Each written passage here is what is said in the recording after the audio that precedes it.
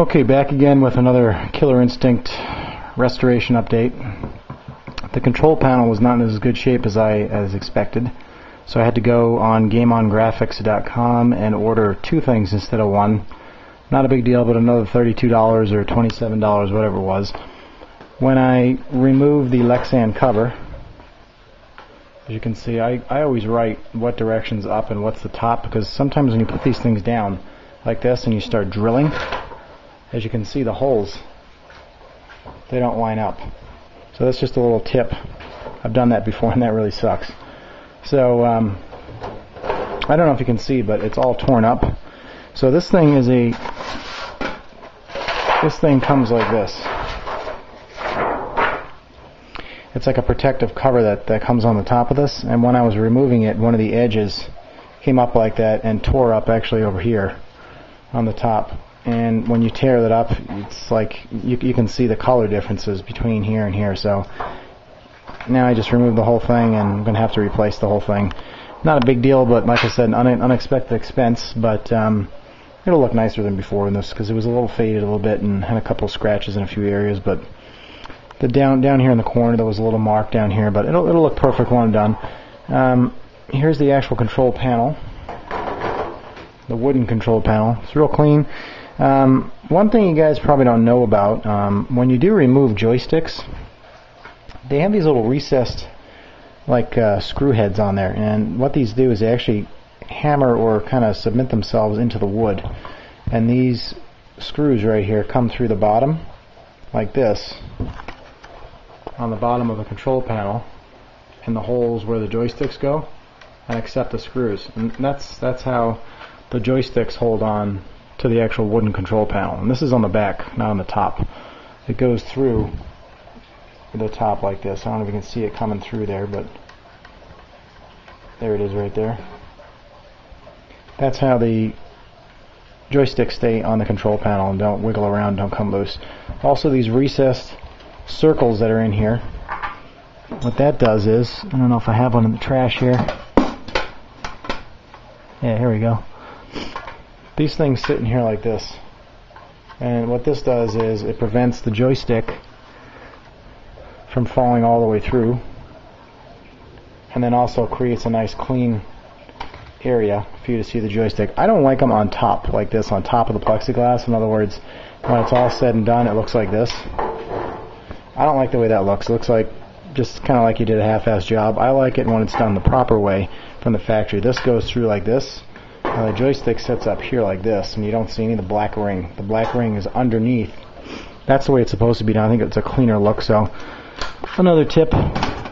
Another thing I did was I'll move this back over here. I removed this bracket right here. This is the bracket that the control panel, the wooden control panel, actually adheres to. These screws in the back of the metal control panel right here, these four, go through this like so. I don't know if you can see that right there. Those go through this groove right here, and they get bolted on.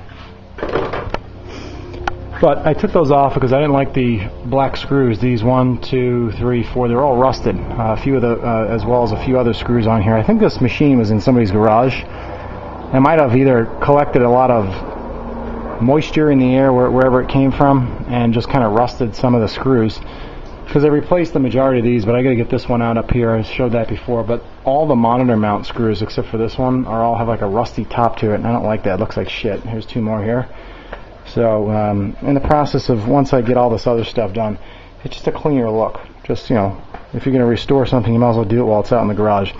Also took the Marquee out. Marquee was in pretty shitty shape. I'll show you here. Nice hole right through it right there. This looks like it was the original one though that came with the machine. Usually this is what happens to the original ones. They get this brown, I don't know if you can see that brown layer on them from the light burn. But that's the original one.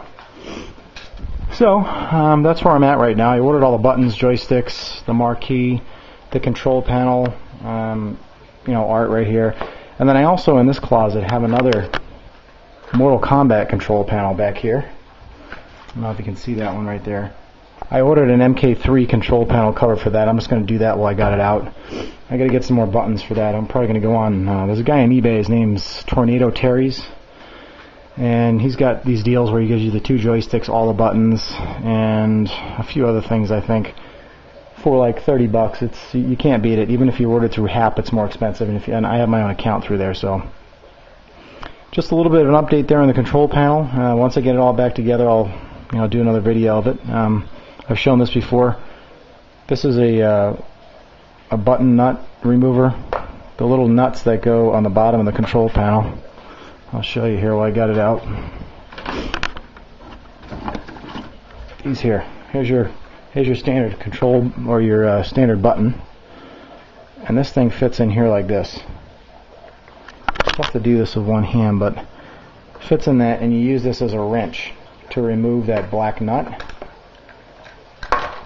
Like so, and then the button comes free, and you slip it through. Like that. And obviously it's not going to sit through because it's hitting something on the bottom, but you sit it through, and then on the back end you put this nut on, and then you tighten it down with that wrench again. So another thing you'll need is this special security torque bit. This is a T20, and you need to make sure it's got the hole in the tip. There's a hole right there. What that does is it removes all the security screws.